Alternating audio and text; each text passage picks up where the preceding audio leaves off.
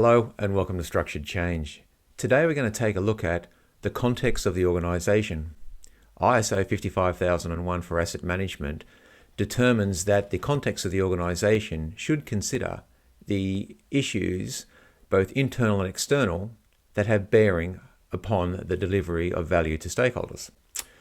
Now, when we take a look at that from a change journey perspective, it gives us alternate lenses to consider in stakeholders. Traditionally, a stakeholder map or heat map would look at people who support a change, what their objectives are, and even those that are resistance to change. When you actually consider the context of the organisations, you're adding in the themes, internal, external, political, economical, market-driven, and by understanding those themes and cross-currents that sit in and amongst your stakeholder groups, you actually understand the tensions that exist within an organisation. Take that a step further, you establish the context of your risk management universe, if you like, and you've got some areas of consideration to link, i.e. the strategy of the organisation down to the implementation of change. So let's take a look at this next presentation and you'll see how easy it is to determine the context of the organisation, plus how easy it is to convert it to a diagram to play it back to your sponsor. Let's take a look.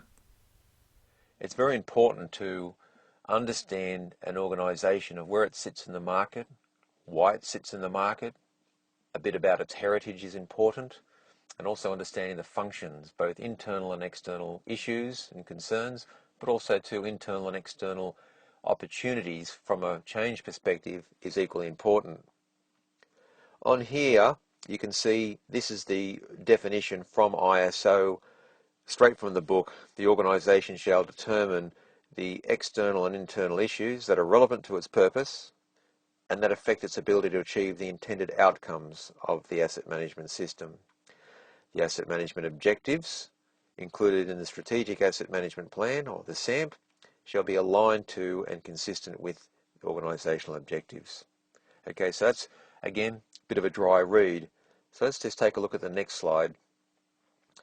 So in the similar presentation on structuredchange.tv, when we looked at stakeholders, here's a simple way of articulating what the context of the organisation looks like in a single slide.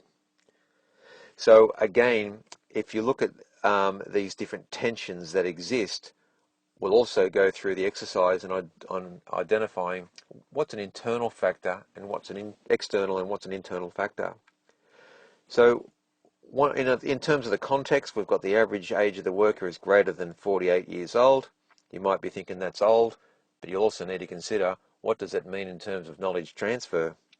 There's no standard shift hours, internal, changing ERP system, and that was driven from the head office overseas, external, raw material supply threatened, external, sell price under global pressure, external factor, outsource maintenance. Well, we'll have that both as internal and external because one drives the other.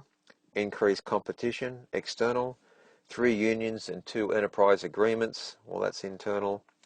Disparate planning, that's internal. Deteriorating assets, so the whole system itself is really old and decrepit, that's an internal one.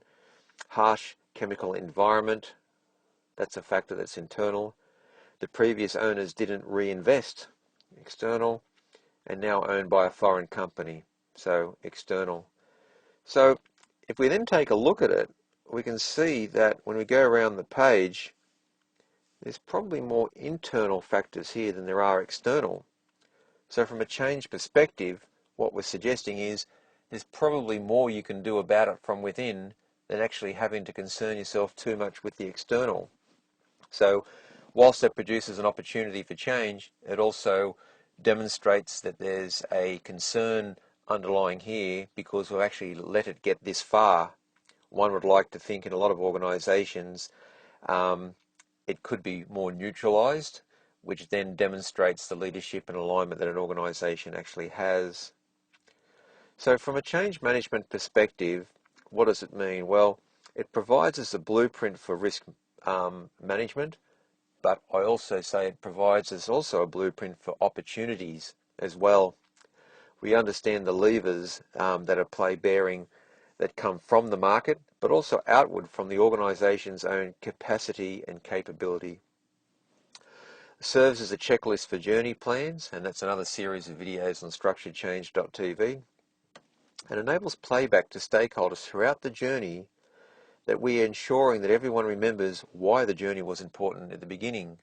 All too often you'll set out with a change roadmap to get to a certain point in time, and what seems like only a quarter or half a year later, people are changing or trying to influence where things are going. Well, if you play back the context of the organisation, you play back the actual stakeholder needs and wants of the organisation, you remind people that in most of the time those things are still relevant, and what they're actually trying to change the course of a journey is really down to something that is very much immediate in nature and not so strategic. And then again, if you're modelling an organisation, and we'll talk about this on structuredchange.tv, it gives you a great ability to bring together all these themes and actually create little programs or initiatives that address each of them. And you end up with a nice program layer sitting between your organisational strategy and operations that act as the glue to bringing it all together and sustaining it into the future. So again, this brief video was just to describe what the context of the organisation is, but also to how important it is to leverage it in terms of your change leadership and change management. Thank you, and please look out for more videos on structuredchange.tv.